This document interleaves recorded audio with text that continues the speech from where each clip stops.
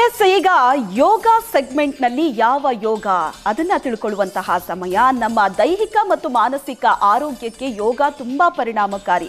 ಯೋಗ ಮಾಡೋದ್ರಿಂದ ದೇಹಕ್ಕೆ ವ್ಯಾಯಾಮ ಮಾತ್ರ ಅಲ್ಲ, ಈಗಿನ ಲೈಫ್ ಸ್ಟೈಲ್ ಹೇಗಿದೆ ಅಂದ್ರೆ ಸಿಕ್ಕಾಪಟ್ಟೆ ಒತ್ತಡದ ಲೈಫ್ ಸ್ಟೈಲ್, ಅದಕ್ಕೂ ಕೂಡ ಯೋಗ ಪರಿಣಾಮಕಾರಿ. ದೇಹದ ಆರೋಗ್ಯ ಸಮಸ್ಯೆಗಳಿಗೂ ಕೂಡ ಯೋಗ ಪರಿಣಾಮಕಾರಿ. ಹಾಗಾಗಿ ಇವತ್ತಿನ ದಿನಕ್ಕೊಂದು ಯೋಗ ಸೆಗ್ಮೆಂಟ್ನಲ್ಲಿ ಯಾವ ಯೋಗದ ಆಸನದ ಬಗ್ಗೆ ನಮಗೆ ತಿಳಿಸ್ಕೊಡ್ತಾರೆ ಯೋಗಪಟು ಪ್ರಭಾ ಸುಕೃತಿ.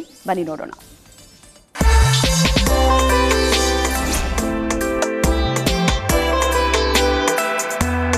Good morning. ಸುವರ್ಣ ನ್ಯೂಸ್ನ ವೀಕ್ಷಕರಿಗೆ ನಮಸ್ಕಾರ. ನಾನು ನಿಮ್ಮ ಯೋಗ ಇನ್ಸ್ಟ್ರಕ್ಟರ್ ಪ್ರಭಾ ಸುಕೃತಿ. ದಿನಕ್ಕೊಂದು ಯೋಗದಲ್ಲಿ ಇವತ್ತು ನಾವು ಯೋಗ ಮುದ್ರೆಗಳ ಬಗ್ಗೆ ಮಾತಾಡೋಣ. ಯೋಗ ಮುದ್ರೆಗಳು ನಮಗೆ ದೇವರು ಕೊಟ್ಟ ಒಂದು ವರ ಅಂತ ಹೇಳಿದ್ರೆ ತಪ್ಪಾಗಲ್ಲ. ಯಾಕೆ ಅಂದರೆ ಯೋಗ ಮುದ್ರೆಗಳನ್ನು ಮಾಡೋದು ತುಂಬ ಸುಲಭ. ಎಲ್ಲಿ ಬೇಕಾದರೂ ಪ್ರಾಕ್ಟೀಸ್ ಮಾಡ್ಬೋದು. ನೀವು ಟ್ರೈನಲ್ಲಿ ಹೋಗುವಾಗ, ಬಸ್ಸಲ್ಲಿ ಹೋಗುವಾಗ, ಆಫೀಸ್ ಮೀಟಿಂಗ್ನಲ್ಲಿರುವಾಗಿರ್ಬೋದು, ಅಥವಾ ಟಿ ವಿ ನೋಡುವಾಗ ಕೂಡ ಯೋಗ ಮುದ್ರೆಗಳನ್ನು ನೀವು ಪ್ರಾಕ್ಟೀಸ್ ಮಾಡ್ಬೋದು. ಹೇಗೆ ನಮ್ಮ ಯೂನಿವರ್ಸಲ್ಲಿ ಪಂಚತತ್ವಗಳು ಅಥವಾ ಪಂಚಮಹಾಭೂತಗಳಿರ್ತವೋ ಹಾಗೆ ನಮ್ಮ ದೇಹದಲ್ಲೂ ಅದೇ ಪಂಚತತ್ವಗಳಿರ್ತವೆ.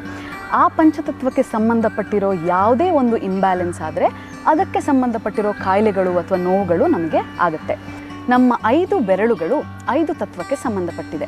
ನಮ್ಮ ಹೆಬ್ಬೆರಳು ಅಗ್ನಿತತ್ವ, ನಮ್ಮ ತೋರು ಬೆರಳು ವಾಯುತತ್ವ, ನಮ್ಮ ಮಧ್ಯ ಬೆರಳು ಆಕಾಶ ತತ್ವ, ನಮ್ಮ ಉಂಗುರ ಬೆರಳು ಪೃಥ್ವಿ ತತ್ವ, ಹಾಗೆ ನಮ್ಮ ಕಿರುಬೆರಳು ಅಥವಾ ಲಿಟಲ್ ಫಿಂಗರ್ ಜಲತತ್ವಕ್ಕೆ ಸಂಬಂಧಪಟ್ಟಿದೆ. ಹಾಗಾಗಿ ನಮ್ಮ ಬೆರಳುಗಳನ್ನು ಬೇರೆ ಬೇರೆ ರೀತಿಯಲ್ಲಿ ತಾಗಿಸಿದಾಗ ಆ 5 ತತ್ವಗಳು ಬ್ಯಾಲೆನ್ಸ್ ಆಗಿ ನಮಗೆ ತುಂಬ ಹೆಲ್ತ್ ಬೆನಿಫಿಟ್ಸನ್ನು ಕೊಡುತ್ತೆ.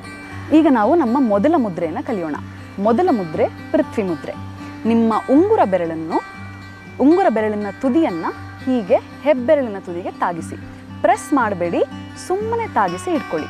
ಈಗ ಉಳಿದ ಬೆರಳುಗಳನ್ನು ಎಷ್ಟಾಗುತ್ತೋ ಅಷ್ಟು ನೇರವಾಗಿಟ್ಟು ನಿಧಾನವಾಗಿ ಮೇಲ್ಭಾಗ, ಪಾಮ್ನ ಮೇಲ್ಭಾಗ ಮಾಡಿ ಬೆನ್ನನ್ನು ನೇರವಾಗಿಟ್ಟು ನಿಮ್ಮ ಬ್ಯಾಕನ್ನು ಸ್ಟ್ರೈಟ್ ಮಾಡಿ ಕಣ್ಣನ್ನು ಮುಚ್ಚಿ ನಿಧಾನವಾಗಿ ಉಸಿರಾಡಿ.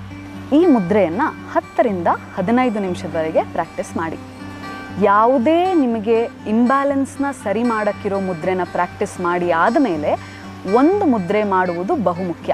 ಯಾವುದದು ಅಂದರೆ ನಿಮ್ಮ ಪ್ರಾಣ ಮುದ್ರೆ. ಲಾಸ್ಟ್ 2 ಫಿಂಗರ್ಸ್ ಅಂದರೆ ನಿಮ್ಮ ತೋರು ಬೆರಳು ಮತ್ತು ಕಿರುಬೆರಳನ್ನು ತುದಿಯನ್ನು ನಿಮ್ಮ ಥಮ್ಗೆ ಅಥವಾ ಹೆಬ್ಬೆರಳಿಗೆ ತಾಗಿಸಿ 5 ನಿಮಿಷದವರೆಗೂ ಆ ಮುದ್ರೆಯಲ್ಲೇ ಇರಿ. ಈಗ ನಾವು ಪೃಥ್ವಿ ಮುದ್ರೆಯ ಬೆನಿಫಿಟ್ಸ್ ಅಥವಾ ಯಾವುದಕ್ಕೆಲ್ಲ ಪ್ರಾಕ್ಟೀಸ್ ಮಾಡ್ಬೋದು, ಏನದರ ಇಂಪಾರ್ಟೆನ್ಸ್ ಅಂತ ನೋಡ್ಕೊಳ್ಳೋಣ. ಪೃಥ್ವಿ ಮುದ್ರೆ ನಮ್ಮ ಸ್ಟೆಬಿಲಿಟಿ ಅಥವಾ ಸ್ಥಿರತೆಯನ್ನು ಜಾಸ್ತಿ ಮಾಡುತ್ತೆ. ನಮ್ಮ ಉಗುರಿಗೆ, ಕೂದಲಿಗೆ, ಬೋನ್ಗೆ ಸಂಬಂಧಪಟ್ಟಿರುವಂಥ ಸಮಸ್ಯೆಗಳನ್ನು ಪರಿಹಾರ ಮಾಡೋಕ್ಕೂ ಈ ಮುದ್ರೆ ತುಂಬ ಇಂಪಾರ್ಟೆಂಟ್. ಹಾಗೆ ನಮಗೆ ಸಂಶಯ ಜಾಸ್ತಿ ಆಗ್ತಾ ಇದ್ದರೆ, ಇನ್ಸೆಕ್ಯೂರಿಟೀಸ್ ಜಾಸ್ತಿ ಆಗ್ತಾ ಇದ್ದರೆ, ಕಾನ್ಫಿಡೆನ್ಸ್ ಕಮ್ಮಿ ಇದ್ದರೂ ಈ ಮುದ್ರೆ ತುಂಬ ಒಳ್ಳೆಯದು.